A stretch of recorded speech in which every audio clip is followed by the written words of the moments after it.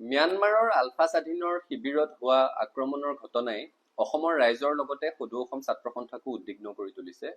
যদিও আলফাৰ সৈতে আমাৰ লক্ষ্য আৰু পন্থাৰ পাৰ্থক্য আছে, তথাপিও অসমীয়া সন্তানৰ মৃত্যুৰ বাতৰিয়ে আমাক মৰ্মাহত কৰিছে আৰু ছাত্ৰ সন্থাই শোক প্ৰকাশ কৰিছো। সদৌ অসম ছাত্ৰ সন্থাই দীৰ্ঘদিন ধৰি আলফা আৰু ভাৰত চৰকাৰৰ মাজত শান্তি আলোচনাৰ পোষকতা কৰি আহিছো। এক সন্মানজনক পৰিৱেশত যাতে এই আলোচনা অনুষ্ঠিত হয় তাৰ পৃষ্ঠপোষকতা কৰি আহিছো আৰু উভয় পক্ষকে আমি আহ্বান জনাই আহিছো এটা শান্তি আলোচনাৰ পৰিৱেশ গঢ় দিবৰ কাৰণে, কাৰণ অসমৰ ৰাইজে শান্তি বিচাৰে। তেনে প্ৰেক্ষাপটত আলফা স্বাধীনৰ ম্যানমাৰৰ শিবিৰত হোৱা এই অতৰ্কিত আক্ৰমণৰ ঘটনাই সকলোকে চিন্তিত কৰি তুলিছে। এনে অতৰ্কিত আক্ৰমণে শান্তি আলোচনাৰ বাটত হেঙাৰ সৃষ্টি কৰিব পাৰে, যিটো সদৌ অসম ছাত্ৰ সন্থা বা অসমৰ ৰাইজৰ কাম্য নহয়।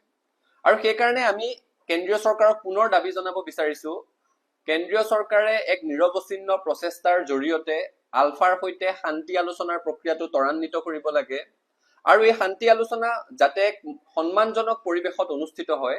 অসমৰ মুখ্যমন্ত্ৰীগৰাকীলৈ আহ্বান জনাইছো, তেওঁ সেই ক্ষেত্ৰত উদ্যোগ গ্ৰহণ কৰিব লাগে।